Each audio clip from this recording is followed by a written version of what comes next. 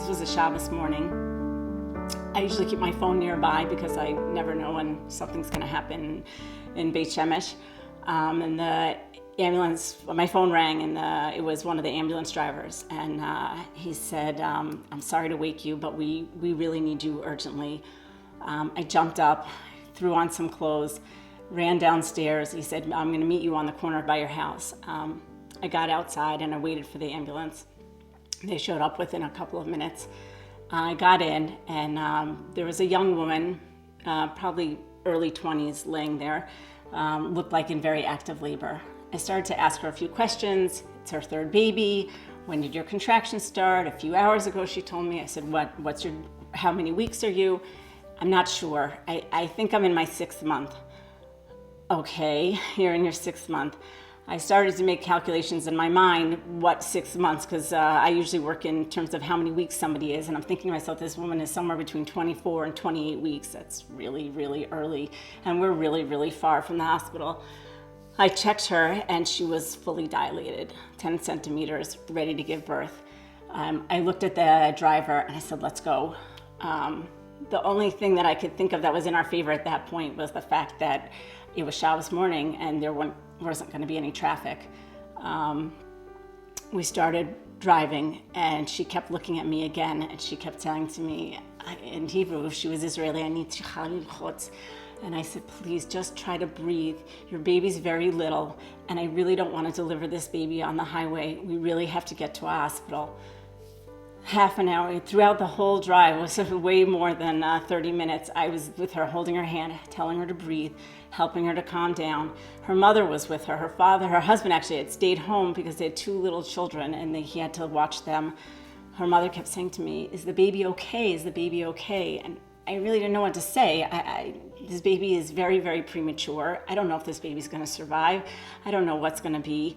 I hope we just make it to the hospital, because the idea of giving birth on the road with a small baby like this was terrifying to me.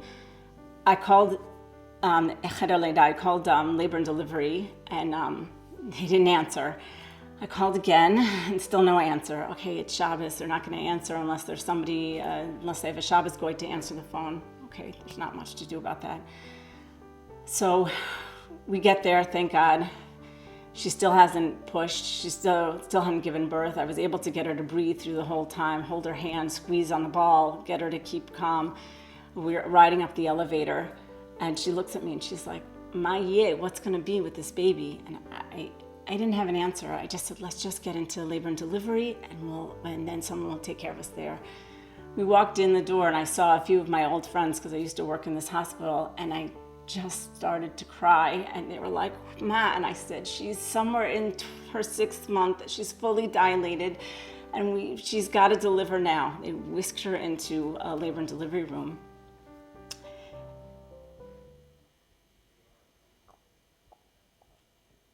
And she delivered her baby, but her baby wasn't alive anymore.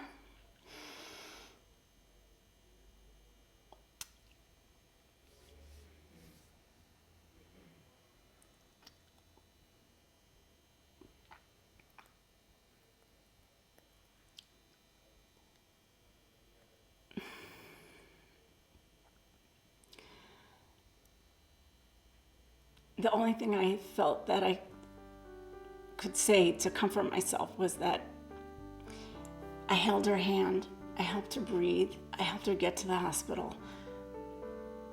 And I know that that counts for something, that because of her, because I was there for her, another woman supporting her, that somehow that probably made that whole process a little bit less traumatic, I hope. That it wasn't her just being surrounded by medical people. Usually the Hatzalah drivers, the ambulance drivers, who are wonderful people, are all men. At least she got to be by a woman who was holding her hand and helping her out and there for her until we could get to the help that we could get to. I have to say one thing, that when we talk about having a hospital, one of the things that I'll say about this particular case, somebody might say, well, who knows what would have been the outcome, but she stayed home longer than she probably should have, mainly because of the distance to the hospital. Because she said to herself, my husband's home with my little kids. What am I going to do? I might get stuck there on Shabbos. It is so far away. What am I going to do if it's nothing and they send me and I can't go home? If there was a hospital here, just maybe hours before, she would have gone to that hospital in Beit Shemesh, and they would have seen that something was going on, and they would have either helped her stop the labor or delivered the baby before it died. There's no way to know, only Hashem knows, but there really is a need for a hospital here to prevent these kind of tragedies.